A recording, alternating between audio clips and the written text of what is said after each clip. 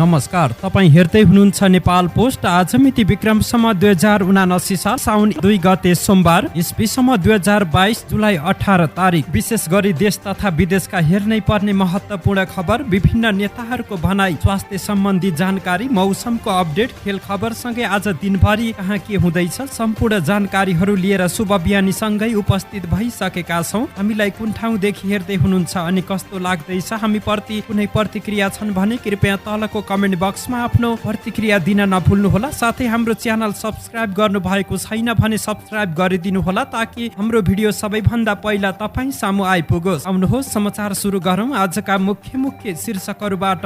दोहोरी गायिका सुनारको शङ्कास्पद मृत्युको अनुसन्धान सकियो।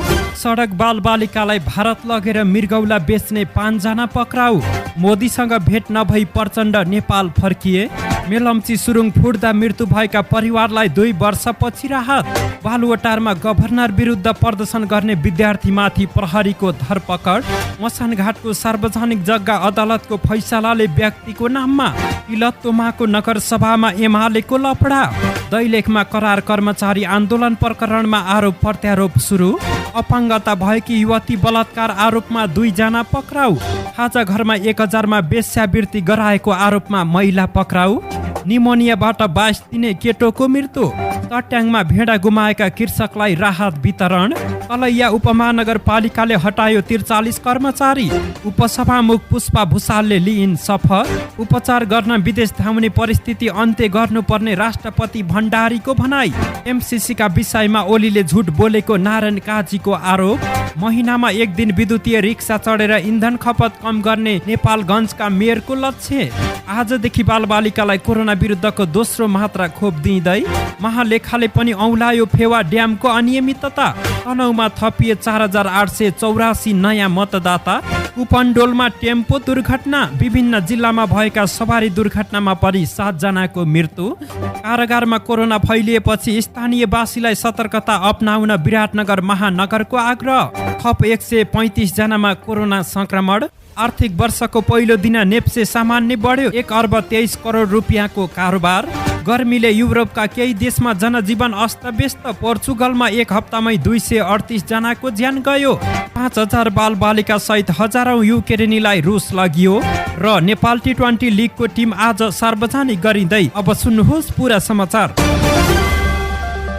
लोकदोहोरी गायिका दिलमाया सुनारको शङ्कास्पद मृत्यु प्रकरणमा प्रहरीले अनुसन्धान सकेको छ। प्रहरी वित्त बालजुका प्रमुख प्रहरी नायब उपरीक्षक DSP गौतम मिश्रका अनुसार प्रहरीले अहिले राय सहितको अनुसन्धान प्रतिवेदन जिल्ला सरकारी वकिलको कार्यालयमा बुझाउने तयारी गरेको छ। गायिका सुनार 11 असारमा नेपालटार स्थित डेरामा मृत अवस्थामा फेला परेकी थिइन्। अनुसन्धान अधिकृतहरूका अनुसार घाँटीमा मार्का बाहेक शरीरमा अन्य कुनै सङ्केत देखिएको थिएन। तर राति कोठामा सँगै रहेका प्रेमी गोठाटारका श्रेष्ठ फरार रहेको खुलेपछि घटना शङ्कास्पद बनेको थियो। प्रहरी नियन्त्रणमा पुगेपछि उनले सुरुमा झुटो बयान दिएका थिए। पछि रातिसँगै सुतेको सुनारलाई बिहान झुन्डिरहेको अवस्थामा देखेपछि निकालेको उनले बयान दिएका थिए। आत्तिएपछि आफू उनी झुन्डिएको सल लिएर भागेको बताएका थिए। उनकै बयानका आधारमा प्रहरीले हराएको सल पनि बरामद गरेको थियो। घटनास्थलको प्रकृति हेर्दा सुरुवातमा शङ्कास्पद नदेखेको भन्दै प्रहरीले मुचुल्का गरेर शवलाई पोस्टमार्टमका लागि त्रिवी शिक्षण अस्पताल महाराजगञ्ज पठाएको थियो। पोस्टमार्टम प्रतिवेदनले पनि घाँटीमा डोरी जस्तो वस्तुले खिचिएकै कारण उनको मृत्यु भएको रिपोर्ट दिएको थियो। तर प्रतिवेदन आउन अगावै परिवारले श्रेष्ठ विरुद्ध ज्यान सम्बन्धी कसुरमा किटानी जाहेरी दिएको थियो। सुनारले घटना भएको दिन बिहान 1:20 बजे कसैको माया पाउन जति कोसिस गरे पनि पाउन सकिन, तर पनि हार खाइन। तर अहिले धेरै गाह्रो भयो, म बाँचेर पनि दिनदिनै मर्न सकिन आमा भन्दै स्टाटस लेखेकी थिइन्। स्टाटसमा आफ्नो इच्छाले यो कदम उचालेको भनाइ सहित कसैले पनि खोजी नीति पनि नगर्नु र पोस्टमार्टम पनि नगर्नु भनिएको थियो। तर स्टाटस लेख्न प्रयोग भएको मोबाइल प्रहरीले फेला पार्न सकेन। सुरुमा श्रेष्ठले दिएको झुटो बयान र मोबाइल पनि नभेटिएका कारण परिवारले हत्या भएको दाबी गर्दै जाहेरी दिएको थियो। जे कसुरमा म्याद थप गरेका छौं त्यसैमा प्रमाणहरू जुटाएर सरकारी वकिल समक्ष प्रतिवेदन लैजाँदैछौँ। DSP मिश्रा भन्छन् सरकारी वकिलबाट थप कुनै सुझाव आए त्यही अनुसार हुनेछ। प्रहरीका अनुसार श्रेष्ठ र दिलमाया प्रेम सम्बन्धमा रहेका थिए, तर पछिल्लो समय उनीहरू बीच सम्बन्धमा दरार आउँदै गएको थियो। 30 वर्षीय गायिका दिलमाया लाइभ दोहोरी गीतको कारण चर्चामा आएकी थिइन्। उनले ख्याति प्राप्त लोकदोहोरी गायक राजु परियारसँग मिलेर पनि केही चलेका लोकदोहोरी गीत गाएकी थिइन्। केही महिना अघि सम्पन्न राष्ट्रिय लोकदोहोरी गीत प्रतिष्ठानमा उनी उत्कृष्ट घोषित भएकी थिइन्। उनीसँग सुन व्यवसायी श्रेष्ठको 15 महिना अघि आबहिलको दर्पण छाया दोहोरी साँझमा भेट भएको थियो। श्रेष्ठको बयान अनुसार त्यसपछि भौतिक भेटघाट र सामाजिक सञ्जालमा कुराकानी हुँदै उनीहरू बीच निकटता बढेको थियो। तर पछिल्लो समय सुनारले तारन्तार गर्दा श्रेष्ठले फोन काट्ने गरेका थिए। त्यसैले सुनार विक्षिप्त भएकी थिइन्। घर परिवारसँगै हुन्थे, उठाउन मिल्ने अवस्थामा हुन्थेन उनले बयान दिएका छन्। 1 हप्ता वा 15 दिनमा कोठामा गएकै हुन्थे। सुनार बस्ने घरमा बस्ने अन्यले पनि सुनार पछिल्लो समय मानसिक रूपमा अप्ठ्यारो स्थितिमा रहेको बताएका छन्। साउन महिनामा महिलाहरूले मेहेन्दी लगाउने चलन रहेको छ। त्यसैलाई ध्यानमा राखेर मेहेन्दी उत्सव नाम लिएर लियो क्लब अफ तनहुँ सत्यवती र लायन्स क्लब अफ तनहुँ सत्यवतीले महिलाहरूलाई मेहेन्दी लगाइदिएका छन्। लियो क्लब अफ तनहुँ सत्यवतीका अध्यक्ष पूर्णिमा श्रेष्ठले आफूहरूले हरेक वर्ष मेहेन्दी उत्सव गर्दै आएको बताएकी हुन्। उत्सवको अवसरमा तनहुँको व्यास नगरपालिका वडा नम्बर 3 स्थित अनसन चौतारीमा निशुल्क मेहेन्दी लगाइएको थियो।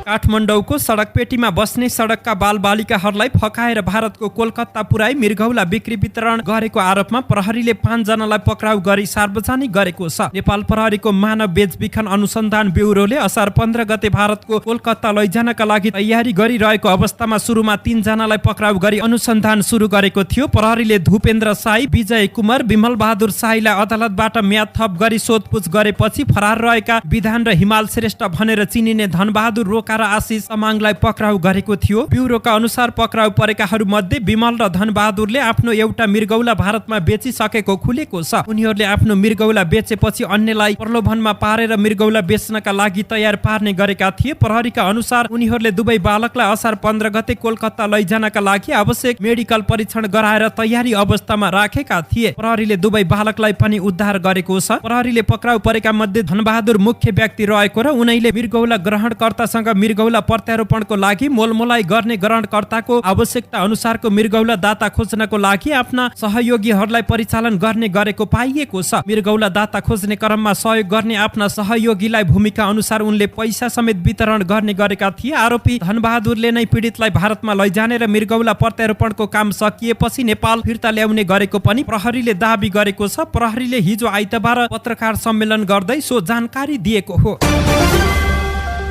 भारत भ्रमणमा रहनुभएका नेकपा माओवादी केन्द्रका अध्यक्ष एवं पूर्व प्रधानमन्त्री पुष्पकमल दाहाल प्रचण्ड र भारतीय प्रधानमन्त्री नरेन्द्र मोदीसँग भेटघाट नभई स्वदेश फर्किनु भएको छ। 3 दिने भारत भ्रमणमा रहनुभएका प्रचण्ड र मोदी बीच हिजो आइतबार भेटवार्ता हुने तालिका रहे पनि अन्तिम समयमा भारतीय प्रधानमन्त्री मोदी व्यस्त रहँदा भेटवार्ता स्थगित भएको हो। हिजै प्रचण्डले भारतीय जनता पार्टीका अध्यक्ष जेपी नड्डासँग पनि भेटवार्ता गर्नु भएको थियो। मेलम्ची सुरुङ फुट्दा मृत्यु भएका परिवारलाई सरकारले 3 वर्षपछि राहत उपलब्ध गराएको छ। 2077 असारमा सुरुङ फुट्दा मृत्यु भएका इन्जिनियर सतीश कुमार गोइत र सवारी चालक राधाकृष्ण थापाका परिवारलाई 5-5 लाख रुपियाँ राहत उपलब्ध गराएको हो। 31 असारमा बसेको मन्त्री परिषद बैठकको निर्णय सार्वजनिक गर्दै हिजो सरकारका प्रवक्ता समेत रहेका सूचना तथा प्रविधि मन्त्री ज्ञानेन्द्र बहादुर कार्कीले सो जानकारी दिएका हुन्। मेलम्ची खानेपानी आयोजनाका सुरुङ परीक्षणका क्रममा 17 नम्बर गेट फुट्दा गोइत र थापा बेपत्ता भएका थिए। सो घटनाको केही दिनपछि थापाको शव मेलम्ची नगरपालिका 11 स्थित पाल्चोकी क्रसर नजिकै भेटिएको थियो भने जनकपुरका इन्जिनियर गोइतको शव बाहुने पार्टीमा भेटिएको थियो। गभर्नर महाप्रसाद अधिकारी विरुद्ध काठमाडौँको बालुवाटारमा प्रदर्शन गरिएको छ। अधिकारीको राजीनामा माग्दै नेवी संघ र अखिल क्रान्तिकारीले संयुक्त विरोध प्रदर्शन गरेका हुन्। प्रदर्शनमा प्रहरीले हस्तक्षेप गरेको थियो। प्रदर्शनमा उत्रिएका प्रदर्शनकारीलाई प्रहरीले पक्राउ गरेको छ। धरपकडमा केही प्रदर्शनकारी घाइते भएका छन्। गभर्नर अधिकारी नेकपा एमालेको अर्थ तथा योजना विभागका सदस्य भएको सार्वजनिक भएसँगै अधिकारीको नियुक्ति बारे बहस र आलोचना सुरु भएको हो। अधिकारीको नियुक्ति राजनीतिक संलग्नता भएको स्वतन्त्र व्यक्ति मात्र गभर्नर हुन सक्ने प्रावधान विपरीत भएको खुल्न आएको भएको भन्दै युवा विद्यार्थी संगठनहरूले विरोध सर्काएका हुन्। सरकारलाई दबाव बढाउने नीति अनुरूप यसअघि शुक्रबार नेवी संघले माइती घरमा प्रदर्शन गरेको थियो भने शनिबार वाइसिएल नेतृत्वको टोलीले गभर्नरलाई बर्खास्त गरी छानबिन अघि बढाउन प्रधानमन्त्रीलाई भेटेरै ज्ञापन पत्र बुझाएको छ। बाराको मसानघाटको सार्वजनिक जग्गालाई अदालतले व्यक्तिको नाममा कायम गरिदिएको छ। फिल्ड बुकमा प्रष्टसँग एलानी मसानघाट भनेर जनाइएको साबिक पिप्रा सिमरा गाविसको किता नम्बर 59 को 6 बिघा 8 कट्ठा जग्गा उच्च अदालत जनकपुर अस्थायी इजलास वीरगञ्जले व्यक्तिको नाममा कायम गरिदिएको हो। उच्च अदालत वीरगञ्जका न्यायाधीश साधुराम सापकोटा र सीताराम मण्डलको संयुक्त इजलासले निवेदकको रिटमाथि उत्प्रेषणको आदेश दिँदै मसानघाटको जग्गा व्यक्तिको नाममा कायम गर्ने फैसला गरेको हो। यसअघि जिल्ला प्रशासन कार्यालय बारा जितपुर सिमरा उपमहानगर र मालपोत कार्यालय सिमराको पहलमा 2077 असोज 23 गते राज्यको नाममा फिर्ता ल्याउने निर्णय भएको सार्वजनिक जग्गा अदालतको फैसलासँगै फेरि व्यक्तिको नाममा भोग चलन कायम भएको छ। अदालतले प्राकृतिक न्यायको सिद्धान्तको हवाला दिँदै यसअघि मालपोत कार्यालय सिमराले गरेका सम्पूर्ण निर्णय बदर गरी एलानी मसानघाट भनी जनाइएको फिल्ड बुक र श्रेष्ठता समेत अद्यावधि गर्न नापी कार्यालय सिमरालाई आदेश दिएको छ। अदालतको आदेशसँगै साबिक पिप्रा सिमरा गाविस हाल जितपुर सिमरा उपमहानगरपालिका वडा नम्बर 4 मा रहेको पथलैया वीरगञ्ज औद्योगिक करिडोर सँगै रहेको बहुमूल्य चलन चल्तीमा झण्डै अरब मूल्यको जग्गा व्यक्तिको नाममा कायम भएको छ। प्रोपर्टी म्यानेजमेन्ट प्रणालीका सञ्चालक जग्गा कारोबारी तथा होटल व्यवसायी इच्छा बहादुर वाग्लेले मालपोतको निर्णय बदरको माग गर्दै उच्च अदालत वीरगञ्जमा रिट निवेदन दायर गरेका थिए। बाग्लेको रिटमाथि उच्च अदालत वीरगञ्जले सर्वोच्चमा पुनरावेदन समेत नलाग्ने गरी उत्प्रेषणको आदेशमा अन्तिम फैसला गरेको हो। रूपन्देहीको तिलोत्तमा नगरपालिकाको नगरसभामा हिजो लफडा भएको छ। हिजो 1 बजे बस्ने तय भएको नगरसभामा गणपूरक संख्या नपुगेको भन्दै बैठक स्थगित गर्दा एमाले जनप्रतिनिधिहरूले नाराबाजी गरेका हुन्। उनीहरूले कार्यकारी प्रमुखको राजीनामा माग गर्दै नाराबाजी गरेका थिए। 90 सदस्यीय जनप्रतिनिधि रहेको सभामा हिजो आइतबार 42 जनाको मात्रै हाजिरी भएपछि स्थगित भएको नगरपालिकाले जनाएको छ। तर त्यो भनाई सत्य नभएको भन्दै उपमेयर जागेश्वरी चौधरी सहित एमाले जनप्रतिनिधिहरूले नाराबाजी गरेपछि घटनास्थलमा प्रहरी नै परिचालन गर्नु परेको थियो। नगर प्रमुख रामकृष्ण खान र प्रमुख प्रशासकीय अधिकृत जीवन ग्यावाली कार्यालय जानका लागि निस्किने क्रममा एमालेले घेराबन्दी गरेर नाराबाजी गरेपछि स्थिति तनावग्रस्त बनेको थियो। घेराबन्दीमा परेपछि मेयर खान र प्रमुख प्रशासकीय अधिकृत सुरक्षित हुनका लागि नजिकैको हलभित्र पसेका थिए। केही समयपछि स्थिति सामान्य बनेको थियो। शुक्रबार साँझ दैलेखको गुराँस गाउँपालिकाको गुराँसमा गोली चल्यो। पालिकाले करार कर्मचारीलाई हटाएको विषयमा लिएर प्रदर्शन भएपछि त्यहाँ प्रहरी र प्रदर्शनकारी बीच झडप नै भयो। घटनाले उग्र रूप लिन थालेपछि प्रहरीले बाध्य भएर गोली चलाएको थियो। हिजो साउन 1 गतेदेखि करार कर्मचारीको म्याद नथप्ने गाउँपालिकाको निर्णयपछि करार कर्मचारी आन्दोलित बनेका थिए। आन्दोलनमा सहभागीहरू उग्र बनेपछि गोली चलाएको दैलेखका प्रमुख नायब उपरीक्षक भुवनेश्वर प्रसाद शाहले जानकारी दिए। गोली लागेर भवानी प्रसाद भट्टराई र बखत बहादुर खत्री घाइते भएका छन्। खत्री कर्मचारी हुन्। त्यस्तै 8 जना प्रहरी पनि सामान्य घाइते भएका छन्। बैतडीमा अपाङ्गता भएकी युवती बलात्कार आरोपमा 2 जना पक्राउ परेका छन्। दोगडा केदार गाउँपालिका 4 की 20 वर्षीय युवतीलाई बलात्कार गरेको आरोपमा 2 जनालाई पक्राउ गरिएको प्रहरीले जनाएको छ। पक्राउ पर्नेमा दोगडा केदार 4 का 51 वर्षीय गोपीराम चुनारा र 32 वर्षीय ललित चुनारा रहेका छन्। उनीहरूले 27 असार दिउँसो युवतीलाई फकाएर गोठमा लगी बलात्कार गरेको पीडितका आफन्तले बताएका छन्। पीडित युवतीको उजुरीका आधारमा उनीहरूलाई पक्राउ गरी घटनाबारे अनुसन्धान भइरहेको जिल्ला प्रहरी कार्यालय बैतडीका प्रवक्ता लोकराज जोशीले जानकारी दिएका छन्। पुरचौडी बहुमुखी क्याम्पसका प्रमुखले मजदुर महिलालाई बलात्कार गरेको घटना बाहिर आएको थियो। यो समाचार तयार गर्दै गर्दाको समय अवधिसम्म उक्त घटनाका विषयमा अनुसन्धान जारी रहेको छ। पदबाट राजीनामा दिइसकेका छन्। काठमाडौँको खाजा घरमा वेश्यावृत्ति गराएको आरोपमा प्रहरीले 1 जना महिलालाई पक्राउ गरेको छ। इलाम जिल्लाको माई नगरपालिका 7 घर भएकी 28 वर्षीय चिनीमाया लिम्बुलाई पक्राउ गरिएको मानव बेचबिखन ब्युरोका एसपी दानबहादुर मल्लले रातो पार्टीलाई बताए। चिनीमायाले काठमाडौँको टोखा नगरपालिका 9 मा खाजा घर सञ्चालन गरेकी छिन्। सो घरमा चिनीमायाले काठमाडौँको टोखा नगरपालिका 9 मा खाजा घर सञ्चालन गरेकी छिन्। सो खाजा घरमा कोठा भाडामा लिएर नाबालिगलाई राखेर वेश्यावृत्ति गर्ने गरेको अनुसन्धानबाट थाहा भएको छ। वेश्यागमनका लागि आउने ग्राहकसँग चिनीमायाले प्रति ग्राहक 1000 लिने गरेको एसपी मल्लले जानकारी दिए। नगद आफूले राखेर उनले ती नाबालिगलाई खाना मात्रै खुवाएर जबरजस्ती यौन सम्पर्क गर्न बाध्य पार्ने गरेकी थिइन्। जेठ 13 मा प्रहरीले नाबालिकालाई उद्धार गरेको थियो। आरोपीलाई असार 31 मा पक्राउ गरेर ब्युरोले अनुसन्धान गरिरहेको छ। चितवन राष्ट्रिय निकुञ्ज अन्तर्गत नवलपरासी बर्दघाट सुस्तापूर्वको अमलटारी सेक्टरबाट उद्धार गरिएको गैंडाको बच्चा केटोको मृत्यु भएको छ। करिब एक हप्ता अगाडि अमलटारीबाट उद्धार गरेर सौरा स्थित राष्ट्रिय प्रकृति संरक्षण कोष जैविक विविधता संरक्षण केन्द्रमा लगिएको केटोको निमोनियाका कारण मृत्यु भएको जनाइएको छ। कोषका भेटनरी चिकित्सक डाक्टर अमिर सडौलाका अनुसार अन्दाजी 22 दिनको भाले बच्चाको बिहीबार मृत्यु भएको हो। एक हप्ता अघि हामीले उद्धार गरेर कोषमा ल्याउँदा नै उक्त केटो अस्वस्थ थियो। उनले भने उद्धार गर्ने क्रममा बच्चा कामिरहेको थियो। केटोलाई निमोनिया भएको हामीले अनुमान गरेका थियौं। मृत्युपछि गरिएको पोस्टमार्टम रिपोर्टमा पनि निमोनियाका कारण मृत्यु भएको सडौलाले जानकारी दिएका छन्। पातरासी गाउँपालिका वडा नम्बर 4 लुममा चट्याङमा परि भेडा गुमाएका 5 जना कृषकलाई राहत वितरण गरिएको छ। कर्णाली प्रदेश भूमि तथा कृषि सहकारी मन्त्रालय सुर्खेतका सचिव डाक्टर लेखराज दाहाल, जिल्ला समन्वय समिति जुम्लाका प्रमुख गौरीनन्द आचार्य, प्रमुख राजु सिंह कठायत र प्रमुख जिल्ला अधिकारी विजय कुमार परसाईले संयुक्त रूपमा कृषकलाई राहत वितरण गरेका हुन्। कृषकहरूलाई कुल 5,20,000 बराबरको राहत उपलब्ध गराइएको छ। यसमध्ये धर्मसिंह रिउले 1,44,000, सुक रिउले 1,76,000, बहादुर रोकाइले 80,000, शंकर नेपालीले 40,000 र जोरा रोकाइले 80,000 पाएका छन्। प्रति भेडाको 4,000 का दरले वितरण गरिएको पशु सेवा कार्यालय जुम्ला प्रमुख गोविन्द बहादुर महतले जानकारी दिएका छन्। गत असार 17 गते पातरासी वडा नम्बर 4 मा पर्ने बागजाले पाटनका चट्याङमा परि 5 जना कृषकका 80 वटा भेडा मरेका थिए भने 300 भेडा हराएका थिए। राहत वितरण गर्दै भूमि तथा कृषि सहकारी मन्त्रालय सुर्खेतका सचिव दाहालले किसानले अनिवार्य बीमा गर्नुपर्ने पनि बताएका छन्। बाराको कलैया उपमहानगरपालिकाले करार र ज्यालादारीमा काम गर्दै आएका 43 जना कर्मचारीलाई सेवाबाट हटाएको छ। योजना तथा प्रशासन प्रमुख मुस्ताक अन्सारीका अनुसार हिजो आइतबारदेखि करार तर्फका 39 र दैनिक ज्यालादारीमा काम गर्दै आएका 4 जना कर्मचारीको सेवा अन्त्य भएको छ। नगरपालिकाका प्रमुख प्रशासकीय अधिकृत नाथु शाहले असार 31 गते नै सूचना जारी गर्दै उनीहरूलाई साउन 1 गतेदेखि काममा नआउन जानकारी गराएका थिए। करार तथा ज्यालादारी कर्मचारीलाई भने 2079 साउन 1 गतेदेखि कामकाजमा नलगाउने निर्णय भएको पत्रमा उल्लेख गरिएको छ। नगर प्रमुख विनोद शाहको आदेशमा करार तथा ज्यालादारीका केही कर्मचारीलाई हटाइएको प्रमुख प्रशासकीय अधिकृत शाहले जानकारी दिएका छन्।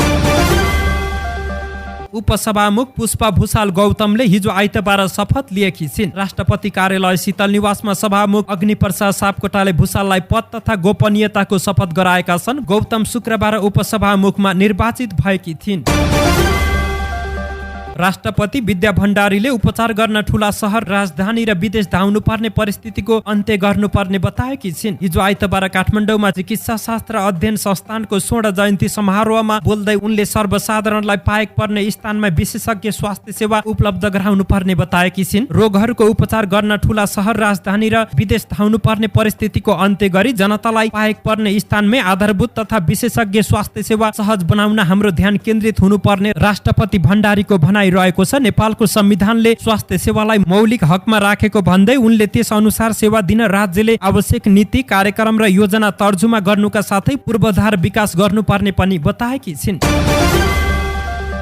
नेकपा माओवादी केन्द्रका नेता नारायण काजी श्रेष्ठले अमेरिकी सहयोग परियोजना एमसीसी का विषयमा नेकपा एमालेका अध्यक्ष केपी शर्मा ओलीले झुटो बोलेको बताएका छन्। शनिबार काठमाडौँमा आयोजित कार्यक्रममा ओलीले एमसीसी सम्झौता अरूले जस्तो गुपचुप राख्नु भन्दा राष्ट्रिय बहस होस् भनेर संसदमा पेश गरेको बताएका थिए। तर श्रेष्ठले ओलीको उक्त भनाइको खण्डन गर्दै अमेरिकाले दबाब दिएपछि ओली नेतृत्वको सरकारले प्रतिनिधि सभामा पेश गरेका थिए। ओलीले शनिबारको कार्यक्रममा अहिले संसद कमजोर भएको एमसीसी पारित गरेको बताएका थिए। माओवादी नेता श्रेष्ठले ओलीको उक्त भनाइको पनि खण्डन गरेका छन्। विगतमा तत्कालीन नेपाल कम्युनिस्ट पार्टी नेकपाको केन्द्रीय समिति बैठकमा एमसीसी विशुद्ध आर्थिक विकासको योजना भएको र सार्वभौमिकता र राष्ट्रिय हित प्रतिकूल प्रावधान नभएको भन्दै ओलीले बचाउ गरेको श्रेष्ठले आरोप लगाएका छन्। नेपालगञ्ज उपमहानगरपालिकाका मेयर प्रशान्त विष्ट हिजो आइतबार नेपालगञ्ज विमानस्थलबाट अटो रिक्सामा कार्यालय फर्किनु भयो। उपमहानगरको कार्यालयबाट झण्डै 6 किलोमिटरको दूरीमा रहेको विमानस्थलबाट उहाँ विद्युतीय अटो रिक्सामा फर्किनु भएको हो। इन्धन खर्चमा मित व्ययित कायम गर्ने उद्देश्यले मेयर विष्ट हिजो विद्युतीय अटो रिक्सा र पैदलै विभिन्न ठाउँमा पुग्नु भएको थियो। एक दिन भए पनि इन्धन खर्च कम गर्ने उद्देश्यले हरेक महिनाको 1 गते अति आवश्यक बाहेक इन्धन प्रयोग हुने गाडीको प्रयोग नगर्न उहाँले नगरवासीमा आग्रह आग्रह गर्नु भएको छ। नेपालगञ्जको वार्षिक नीति तथा कार्यक्रममा हरेक महिनाको 1 गते जनप्रतिनिधि र कर्मचारीले इन्धन प्रयोग हुने गाडीको प्रयोग गर्ने छैनन् भनेर उल्लेख गरिएको छ। नगरसभाको निर्णयको कार्यान्वयन गर्न मेयर विष्ट हिजो 1 गते विद्युतीय अटो रिक्सामा चढ्नु भएको हो। महिनामा 1 दिन भए पनि अति आवश्यक बाहेक गाडीको प्रयोग नगर्ने हो भने पनि इन्धन खपत गर्न सकिने भन्दै मेयर विष्टले यो निर्णयमा साथ दिन उपमहानगरवासीसँग आग्रह गर्नु भएको। आज सोमबारदेखि 5 देखि 12 वर्ष मुनिका बालबालिकालाई कोभिड-19 विरुद्धको खोपको दोस्रो मात्रा दिइने भएको छ। पहिलो मात्रा फाइजर लगाइसकेका 27 जिल्लाका बालबालिकालाई खोप दिइने स्वास्थ्य तथा जनसङ्ख्या मन्त्रालयले जनाएको छ। बालबालिकालाई दोस्रो मात्रा खोप आजदेखि नजिकैको विद्यालयमा तय गरिएको खोप केन्द्रबाट खोप दिइने मन्त्रालयले जनाएको छ। दोस्रो मात्रा खोप लगाउन जाँदा पहिलो मात्रा खोप लगाएको खोप कार्ड अनिवार्य रूपमा बोकेर जान पनि मन्त्रालयले आग्रह गरेको छ। दोस्रो मात्रा खोप काठमाडौँ, ललितपुर, भक्तपुर, काभ्रे, चितवन, सिन्धुली, मकवानपुर, झापा, मोरङ, इलाम, सुनसरी, सप्तरी, धनुषा, पर्सा, सिराहा, महत्तरी, कास्की, नवलपरासी, पूर्वी नवलपरासी, पश्चिम रूपन्देही, बाँके, दाङ, बर्दिया, सुर्खेत, कैलाली, कञ्चनपुर, डडेलधुरा जिल्लाका बालबालिकाले सो खोप पाउनेछन्।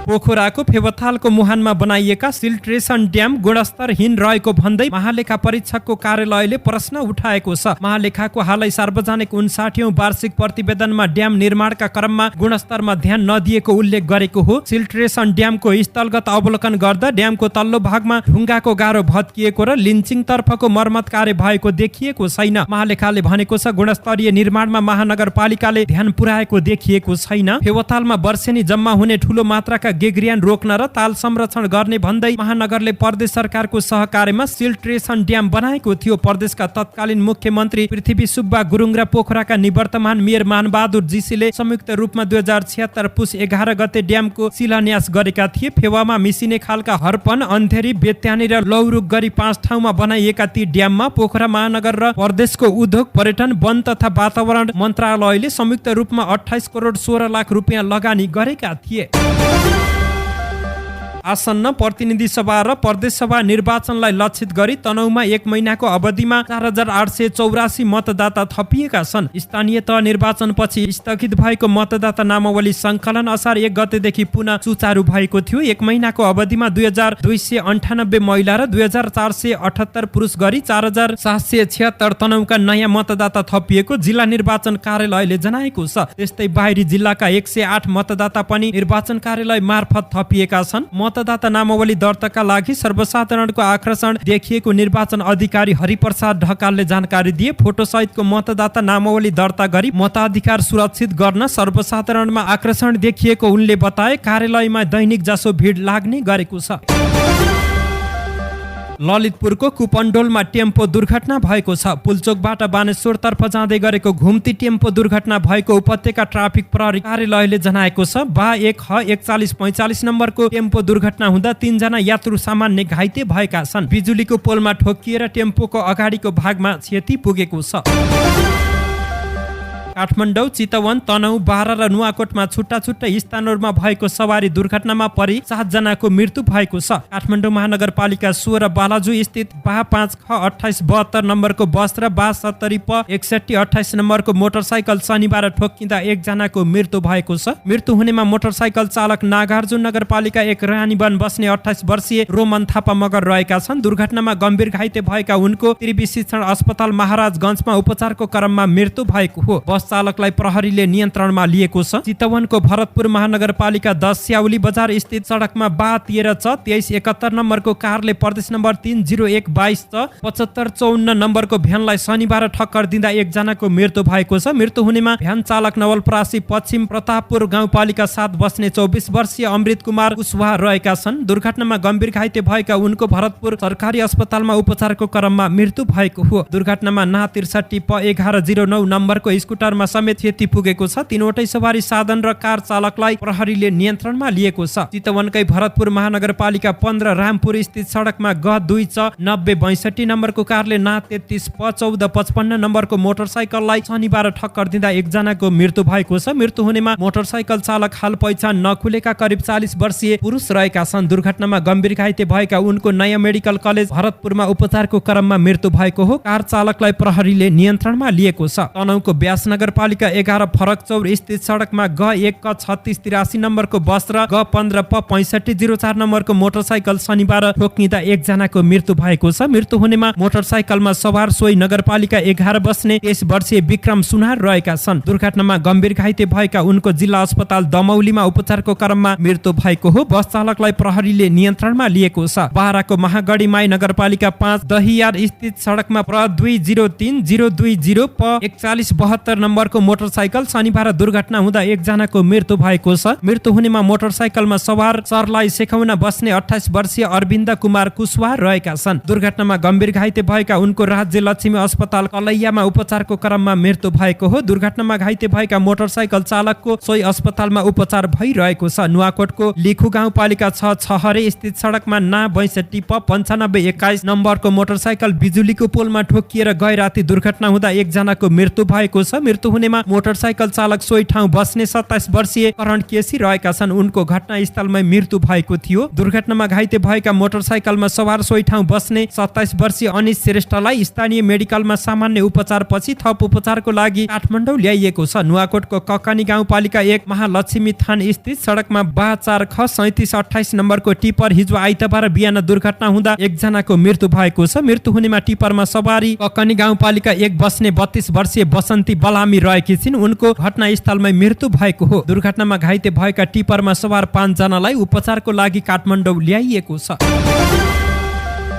जिल्ला कारागार मोरङ भित्र कोरोना संक्रमण फैलिएपछि विराटनगर महानगरपालिकाले सर्वसाधारणलाई सतर्कता अपनाउन आग्रह गरेको छ। विराटनगर 8 मा रहेको मोरङ जिल्ला कारागार भित्र रहेका 54 जना कैदी बन्दीमा कोरोना संक्रमण देखिएको छ। कारागार भित्र रहेका अन्य कैदी बन्दीमा पनि कोरोनासँग मिल्दोजुल्दो लक्षण देखिएको कारागार स्रोतले बताएको छ। कारागार भित्र संक्रमण फैलिएको र बजारमा पनि संक्रमण देखिएका कारण महानगरपालिकाले सतर्कता अपनाउन सर्वसाधारणलाई आग्रह गरेको हो। महानगरले अति आवश्यक काम बाहेक घर बाहिर नजान पनि आग्रह गरेको छ। नगरपालिका क्षेत्रभित्र संक्रमितको संख्या पुनः बढ्दै गइरहेको तथ्यलाई मध्यनजर गर्दै जोखिम तथा गम्भीरताको न्यूनीकरणका लागि अति आवश्यक नभई घर बाहिर नजान र अनावश्यक भिडभाड नगर्न, भौतिक दूरी कायम गरी मास्कको प्रयोगलाई निरन्तरता दिन साथै जनस्वास्थ्यका सबै मापदण्डहरू पूरा गर्न अनुरोध गरिएको छ। पछिल्लो 24 घण्टामा 135 जनामा कोरोना भाइरसको संक्रमण पुष्टि भएको छ। पीसीआर र एन्टिजेन गरी 3041 जनाको नमुना परीक्षण गर्दा 135 जनामा संक्रमण पुष्टि भएको स्वास्थ्य तथा जनसङ्ख्या मन्त्रालयले जनाएको छ। त्यस्तै थप 59 जना संक्रमित निको भएका छन्। अहिले नेपालमा 1439 जना सक्रिय संक्रमित रहेका छन्। 24 घण्टामा संक्रमणका कारण 1 जनाको ज्यान गएको छ। यही अवधिमा 32515 जनाले कोरोना विरुद्धको खोप लगाएको मन्त्रालयले जनाएको छ।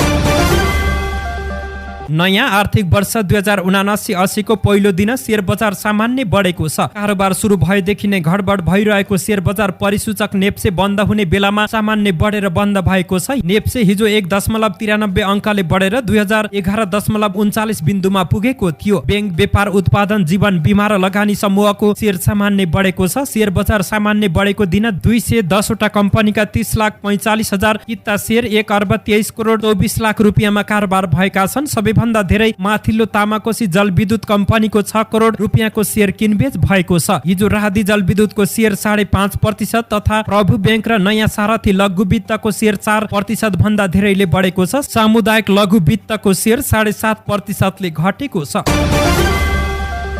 युरोपका धेरै देशमा अत्याधिक गर्मीले जनजीवन अस्तव्यस्त भएको छ। विशेष गरी पोर्चुगल, स्पेन र फ्रान्सको जंगलमा फैलिएको डढेलोका कारण तातो हावा चल्नुका साथै अत्याधिक तापक्रमले पनि नयाँ नयाँ कीर्तिमान बनाइरहेको छ। आगो निभाउन हजारौं अग्नि नियन्त्रक खटिएका छन्, तर तातो हावा र सुक्खापनका कारण सहजै आगो निभ्ने सम्भावना नदेखिएको बीबीसीले जनाएको छ। आगलागी प्रभावितले यस्तो तीव्र गतिमा फैलिएको डढेलो र गर्मी यससँगै कहिल्यै पनि महसुस नगरेको बताएको खबरमा उल्लेख गरिएको छ। आगोले फ्रान्सको गिरोन्डे क्षेत्र सखाप पारेको छ। 11,000 भन्दा धेरै मानिसलाई सुरक्षित ठाउँमा सारिएको छ। स्पेनको कोस्टा डेल सोल क्षेत्रको पहाडबाट 3,300 जना मानिस सुरक्षित ठाउँमा भाग्न सफल भएका छन्। डढेलोले फ्रान्समा मात्रै 10,000 हेक्टर वन सखाप पारेको छ। यस्तै पोर्चुगलमा मात्रै गर्मीका कारण एक हप्ताभित्र 238 जनाको ज्यान गएको छ। स्पेन र फ्रान्समा 60 जना भन्दा धेरैको ज्यान गएको छ। सरकारले गर्मीका कारण चट्टान टुक्रिएर खस्न सक्ने भएकाले चट्टानी पहाडतिर नजान सर्वसाधारणलाई आग्रह गरेको छ। गएको हप्तादेखि पोर्चुगलमा अधिकतम तापक्रम 47 डिग्री तथा फ्रान्स र स्पेनमा 40 डिग्री सेल्सियस पुगेको छ।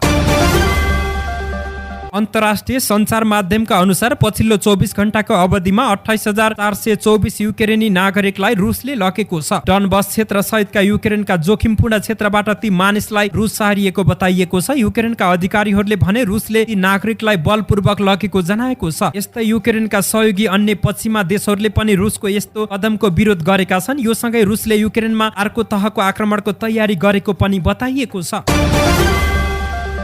नेपाली टी20 लिग क्रिकेट प्रतियोगिताको टिमहरू आज सोमबार सार्वजनिक हुने भएका छन्। नेपाल क्रिकेट संघ क्यानले टिमहरू आज सार्वजनिक गर्ने योजना बनाएको छ। क्यानले पहिलो पटक घरेलु लिग क्रिकेट आयोजना गर्न लागेको हो। पहिलो पटक आयोजना हुन लागेको प्रतियोगितामा 6 टिम खरिदका लागि क्यानले खुल्ला प्रतिस्पर्धा गरेको थियो। यसबाट आएका कम्पनीहरूलाई छनौट गरेर राख्ने भएको छ। क्यानका अनुसार सार्वजनिक टिममा 3 नेपालका र 3 नेपाल बाहिरका टिम भएको क्यानका एक सदस्यले जानकारी दिएका छन्। 6 टिम आज सार्वजनिक योजना रहेको छ। 3 टिम नेपाली कम्पनीले खरिद गरेका छन् भने क्यानले आयोजना गरेको लिगको सबै राइट्स भारतीय कम्पनी 73 स्पोर्टलाई बेचेको छ। त्यसैकारण क्यान र 73 स्पोर्ट बीचको सम्झौताका विषयलाई लिएर तिहारमा मुद्दा परेको छ।